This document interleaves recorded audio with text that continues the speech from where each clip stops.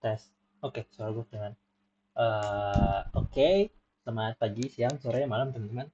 Jadi untuk persiapan UAS Tatur kali ini gue bakal bahas soal UAS 2024 yang angkatan 23 nomor 3.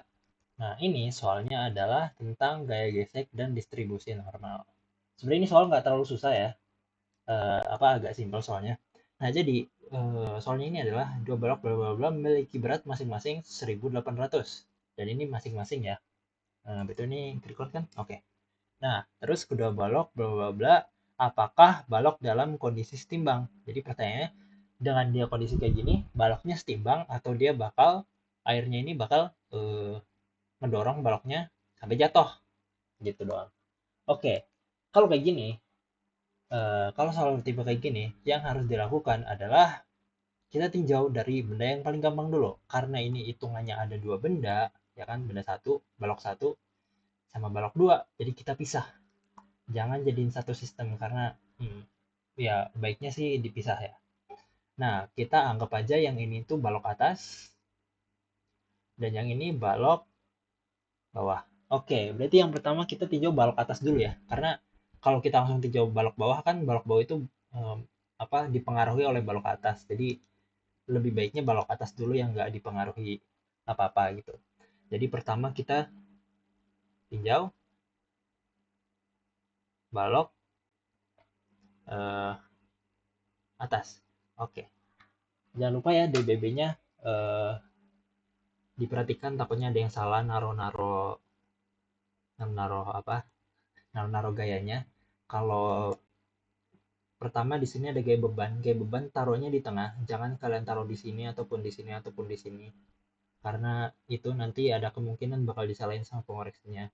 Gaya beban selalu di tengah, di titik tengah benda tersebut atau pusat masanya, yaitu di sini dikasih tahu berat masing-masing ya. Jadi satu balok ini beratnya 1.800 Newton. Nah, Newtonnya nggak usah ditulis kali ya. Nah, terus karena airnya itu cenderung ngedorong ke sana, ya kan? Airnya itu punya gaya buat ngedorong baloknya ke sana, maka gaya gesek itu selalu berlawanan dengan kecenderungan benda tersebut bergerak. Maka kalau benda cenderung bergerak ke kiri, maka bakal ada gaya gesek di sini, yaitu ke kanan berlawanan. Oke? Dan taruh gaya geseknya di ujung kayak gini ya, jangan taruh di sini karena nanti ada kemungkinan disalahin. Nah, ini kita kasih nama FG1 aja. FG1. Nah, terus ada apa lagi? Ada gaya normal. Kayak biasa, karena balok atas bersentuhan sama balok bawah ada kontak. Nah, kita kasih gaya normal. Di sini gue kasih kayak gini aja. Set. Nah, gaya normal harus kayak gini ya posisinya. Atau mungkin kayak gini juga boleh sih. Kayak gini juga boleh. Tergantung selera. Yang penting ini nyentuh sama uh, bawahnya. Cuma gue lagi pengen kayak gini aja. Oke, ini gaya normal. Kita kasih nama gaya normal satu. Jangan kalian taruh gaya normal di sini ya. Ini nanti bakal disalahin. Karena gaya normal itu adalah simbol ketika ada dua kontak antara ya bendanya sama suatu surface gitu. Dan di sini surface-nya adalah yang ini. Makanya harus ada di sini gaya normalnya. Nah, terus yang terakhir, kalau kalian lihat di sini, dan ini gaus dulu. Ini tuh ada segitiga. Kalau yang balok atas doang, itu segitiga cuma nyampe sini doang ya kan. Nah, jadi ini tuh distributed force-nya cuma segini doang yang nyentuh balok atas. Nah, pertanyaannya, berapa panjang yang ini? Nah, kalau kalian lihat, ini tuh cuma pakai kesebangunan segitiga aja. Nah, ini kan dia segitiga kayak gini. Nah, ini itu panjangnya berapa? 540 ya kan? 540 dan yang ini panjangnya 540. Sedangkan yang ini panjangnya 6 nih, ya kan? Nah, berapa panjang yang di sini? Ini tuh berarti ya tinggal pakai kesebangunan segitiga aja ya. Berarti 6 per 540 dikali 2 sama dengan tanda tanya atau X per 540. Maka ntar dapat tanda tanya itu bernilai 3. Nah, distributed force itu, bentar ini gue tulis 3 ya. Karena ini pakai kesebangunan. Langsung dapat ininya 3. Apa? Kesebangunan di sini namanya. Kesebangunan segitiga atau apa? Ya gue lupa namanya. Pokoknya itu. Nah, distributed force itu yang penting kalian cuma ngitung luas aja. Buat ngitung resultant distributed force, kalian cuma ngitung luas dari distributed force tersebut. Nah, di sini kan yang nyentuh balok atas itu cuma ini doang ya. Set, set. Nah, Cuma ini doang nih yang gue arsir.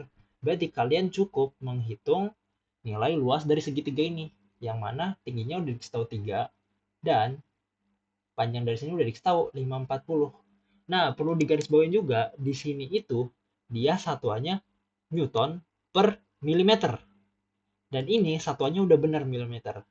Kecuali kalau misal jaga-jaga kalau di soal satuannya Newton per meter. Newton per meter doang. Kalau yang di soal dikasih tahu Newton per meter, distributed force-nya, ini berarti kalian ubah dulu harus jadi meter. Jadi berapa kalau meter? 0,54 ya. Nah, maka nanti luasnya itu 6 dikali 0,54.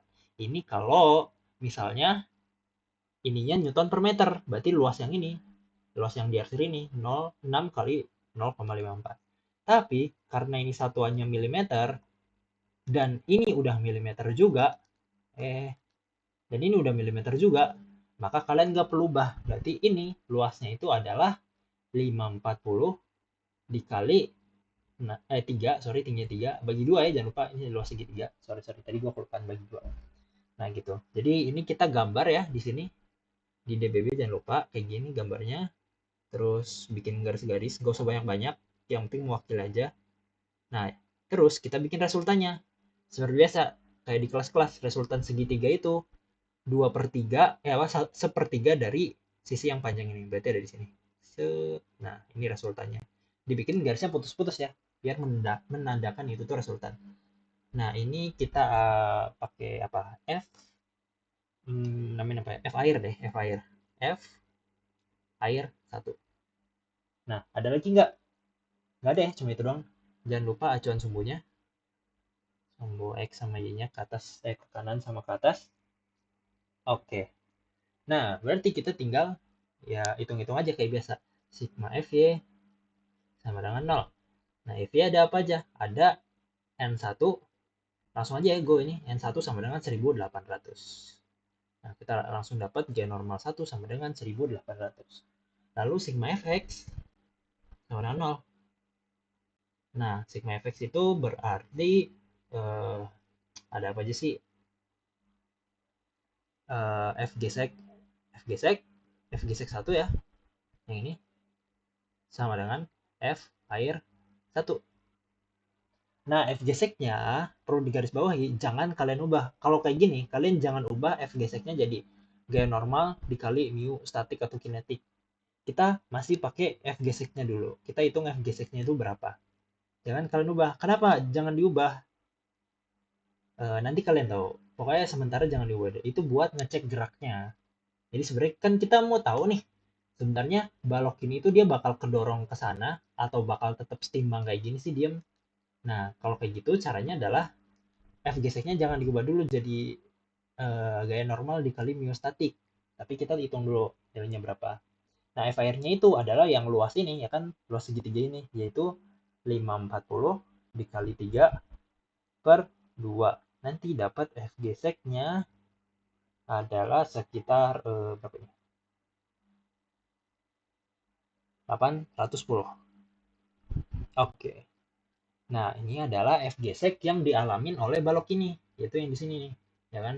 F gesek ini nilainya. Nah, selanjutnya adalah kita harus cek gerak.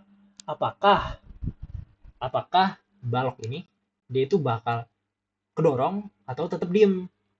Nah, ini yang pentingnya, yaitu kita cek gerak atas. Kita tanding cek gerak balok atas saja. Nah, caranya gimana? Yaitu dengan cara kita mencari tahu nilai F gesek maksimumnya. F gesek F gesek ini harusnya F gesek 1 ya, maaf. F gesek 1 maksimum. Nah, yaitu F gesek maksimum itu didapat ketika apa? F gesek maksimum didapat ketika gaya normal 1 dalam konteks ini dikali mu statik gitu. Jadi mu statik itu buat ngitung F gesek maksimum. Kalau di konteks ini kan dia belum maksimum sebenarnya. Nah, nanti gue bakal jelasin lebih lanjut. Pokoknya ini sementara kita hitung dulu. Nah, N1 itu kan tadi ini ya 1800 dikali mu S-nya adalah 0,5. Nih, 0,5. 0,5. Maka didapat F gesek 1 maksimumnya itu sekitar 900. Nah, gini, bentar, mungkin gue bakal nge-searching Google dulu diagram gaya gesek. Bentar. Kok nggak ada? Oh, ini. Nah, ini tuh, ini tuh diagram gaya gesek ya. Mungkin di kelas kalian udah dikasih tahu sama dosennya masing-masing. Nah, gue bakal coba jelasin secara singkat dulu. Nah, jadi tadi kan kita udah ngitung F gesek maksimum, ya kan? F gesek maksimum itu digunakan buat ngecek apakah benda tersebut bergerak apa enggak. Nah, F gesek maksimum kalau di diagram ini itu posisinya di sini, di puncak sini. Ini adalah F gesek maksimum. Berarti kalau di dalam konteks ini nilainya adalah 900. Nah, kalau ini tuh F gesek ya. Ini tuh semakin ke sana ini F gesek, semakin ini mu-nya. Nah, kalau eh sorry, F geseknya yang ini. Ya pokoknya gini. Nah, kalau ini harusnya sorry 900-nya di sini ya. Maaf.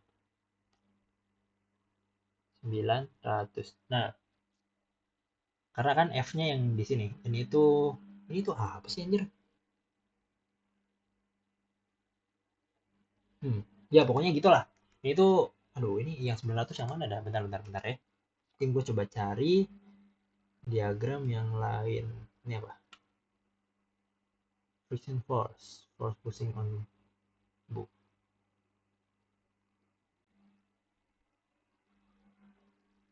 Sebentar ya.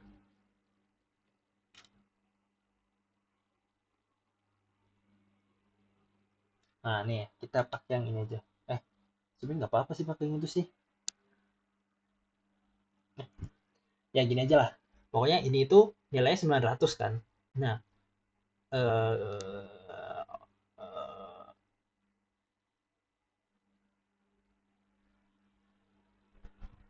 ya ini tuh sorry yang 900 harusnya di sini. Maaf. Nah, kalau F-nya itu 900, nah tadi gue nyampe mana ya? Sorry. Nah, gini, sorry.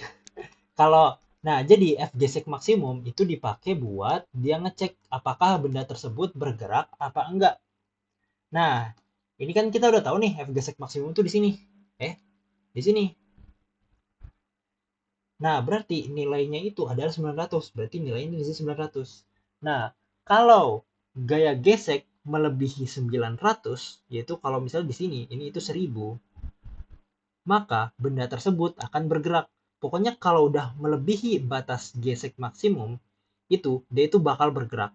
Tapi sebaliknya, kalau dia posisinya ada di sini nih, atau di sini atau di sini, ini tuh bendanya masih diem. Mungkin analogi ini bisa dipakai kalau kalian ngedorong, bisa coba di kosan kalian masing-masing ambil benda terus coba kalian dorong perlahan, itu pasti kalian ngedorong biar benda itu bergerak dari diam ke gerak itu pasti agak berat dikit kan. Nah, dia itu agak berat. Nah, terus ketika kalian agak dorong-dorong dikit-dikit sampai ke titik dia bergerak, itu adalah gaya kalian ketika di sini.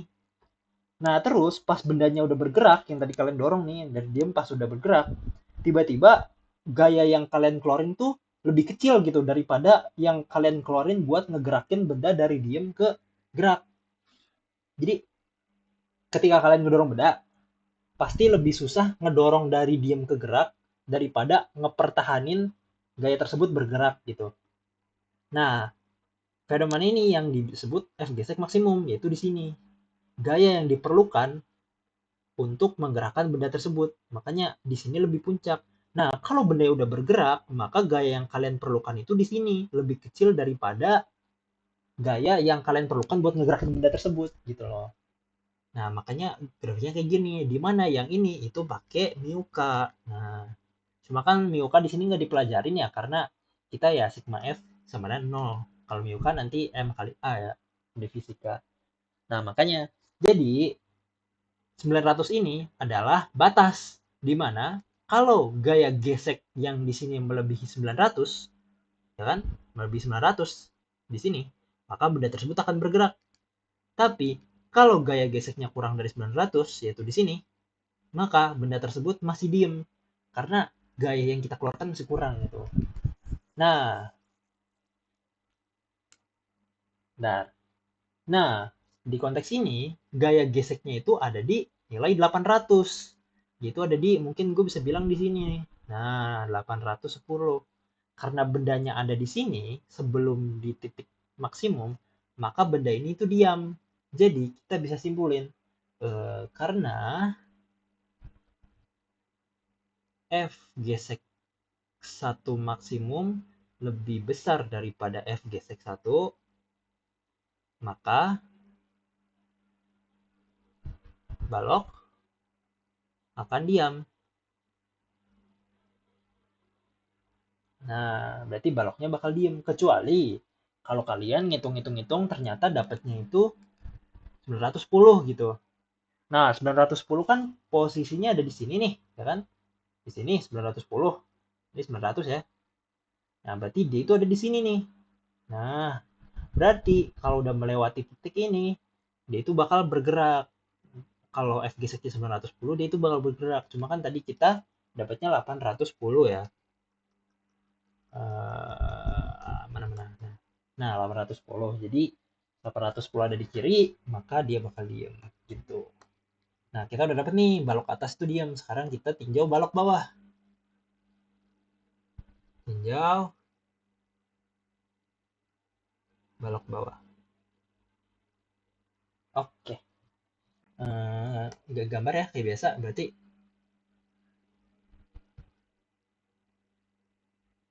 ini. Nah, oke. Oke, balok bawah ada apa aja? Yang pertama ada gaya beban, ya kan? Sini ada di tengah, jangan lupa dikasihnya. Itu sebesar 1800 ya kan? Karena masing-masing 1800. Nah, terus ada apa lagi? Ada gaya gesek. Sama kayak tadi, gaya geseknya ke arah sana. Karena balok ini cenderung mau bergerak ke kiri, maka gaya gesek berlawanan. Nah, ini kita namain F gesek 2. Nah, terus di sini ada apa ini? Gaya distributed force. Kita gambarin persis sama kayak ini ya. Karena ini dipotong ya kan. Ini kan kepotong nih. Kita cuma bentar. Kita kan cuma ninjau yang ini doang nih. Nah, berarti kita gambar yang ini aja. Berarti dia gaya distributed force-nya kayak gini. Ini, ini, ini. Oke. Bentar. Oke, ini distributed force-nya berarti kayak gini karena kepotong. Nah, terus ada apa lagi? Nah, kita lihat karena benda ini berkontak sama ini, maka ada timbul aksi reaksi. Aksi reaksinya apa aja? N1, ya kan? Berarti ada N1 di sini. Aksi reaksi yang tadi di atas berarti ke bawah. Nah, terus ada gaya gesek juga nih. Karena kan gaya geseknya timbul antara gaya gesek satu itu timbul antara kontak balok atas sama balok bawah. Maka balok bawah juga dapat, cuma gayanya berlawanan dari yang ini, yaitu ke kiri. F gesek 1. Nah, terus nah, kita harus cari resultan dari distributed force-nya ini. Nah, ini kan bentuknya agak aneh ya. Mendingan kita bagi dua aja. Ini kan bentuknya trapesium. Biar mempermudah kita bagi dua aja kayak gini. Nah, kalau kita bagi dua, maka bentuknya ada dua, persegi sama segitiga. Yang mana panjang dari sini ke sini itu 6 ya kan? Mana nih? 6. Terus panjang dari sini ke sini adalah 3 yang tadi kita hitung. Nah, yang ini 3. Nah, baru kita cari resultannya. Pertama, mungkin ini jadi area 1, lalu yang ini area 2. Nah, resultannya adalah resultan area 1 kan yang persegi. Berarti kalau persegi kita taruh di tengah di sini. Jangan lupa titik-titik. Nah, ini anggap kita namain F air 2. Aduh. Ya, F air. Enggak, ini berarti area, karena kalau gue namain F air 1, bentar. Karena kalau gue namain FR1 kan FR1 itu udah di sini. Mungkin ini gue namain ini wilayah 2, ini wilayah 3 aja. Nah, terus buat wilayah 3 yang segitiga ini resultannya ada di sini kan. Sepertiga dari wilayah yang paling panjang, yaitu yang ini. Nah, ini F air 3. Nah, maka kalau kayak gini berarti gayanya udah selesai. Jangan lupa ininya ya kan, apa, acuan sumbu. Nah, berarti kita tinggal sigma FY sama dengan 0. Kalau udah gesek-gesek kayak gini, saran gua kalian hitung dari sigma FY dulu ya, jangan sigma FX. Karena kalau kalian hitung sigma FX kan kalian perlu F gesek, sedangkan F gesek kan perlu gaya normal. Oh iya, ini gaya normal lupa, sorry. Ada gaya normal di sini yaitu N2. Karena kan gaya gesek kan perlu gaya normal, sedangkan gaya normal didapat dari sigma FY gitu. Nah, berarti di sini sigma FY ada apa aja, yaitu N2 sama dengan N1 ditambah ya, N1 ditambah 1800. Nah, berarti di sini N2-nya sama dengan N1 ya tadi kita udah hitung ya kan di atas 1800. Berarti 1800 ditambah 800 sama dengan N2-nya itu sekitar 3600. Nah, berarti kita langsung tinjau sigma fx sama 0. Nah, sigma fx ada apa aja? Sigma fx itu ada F gesek 2, F gesek 2 sama dengan ya kan langsung aja ada F gesek 1, F air 2, F air 3. F gesek 1 ditambah F air 2 ditambah F air 3. Nah, F gesek 2 nya jangan kita ubah karena kita mau pakai metode yang sama buat cek gerak dengan yang diagram ini. Berarti jangan kita ubah yang ini. F gesek 2 sama dengan F gesek 1 kan kita udah cari nih tadi 810. 810 ditambah, nah F air 2, F air 2 kan yang ini. Berarti kita cuma perlu cari luas persegi ini aja nih. Nah, cari luas perseginya. Itu berapa? Tingginya 3, lebarnya ya kan? Lebarnya 540. Nggak perlu diubah satuannya lagi. Nggak perlu diubah milimeter jadi meter karena di sini dia itu udah Newton per milimeter. Jadi ini nggak perlu diubah karena ini juga milimeter. Nah, ditambah FR 3. Yang 3 itu wilayah 3 adalah segitiga kayak tadi. Berarti kita cuma perlu ngitung luas segitiga, yaitu tingginya kan yang ini nih. Ya ini kan berarti 3 juga nih, karena kan kalau ini 6 terus ini 3 berarti setengahnya 3 gitu. Ini 3 dikali 540 juga sama ya. Karena ini mana? Panjangnya 540 per 2. Nah, maka nanti didapat F gesek 2-nya itu sama dengan berapa ya ini? Bentar.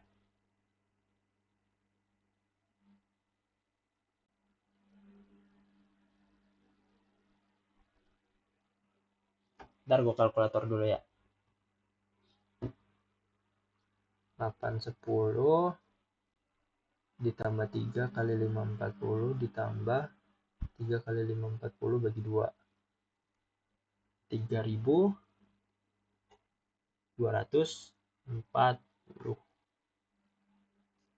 Oke, dapat F geseknya sekian. Oke, selanjutnya baru kita bisa cek gerak kayak tadi, metode tadi. Cek gerak balok bawah gitu, cek gerak bawah. Nah, cek geraknya dengan F gesek 2 maksimum. F gesek 2 maksimum dapat dari mana? Ketika gaya normal 2 dikali mu statik. Nah, mu statiknya berapa di sini? Mu statiknya adalah 1. Ya, gesekan yang ini kan adalah 1.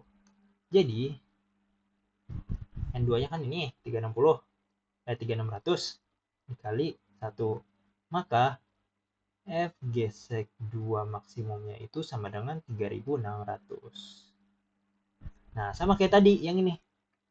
Berarti titik puncak ini, F gesek maksimumnya itu adalah 3600. Sedangkan F gesek yang dialami benda ini itu sekitar cuma 3200, yaitu ada di sini nih. Nah, 3200 sekian.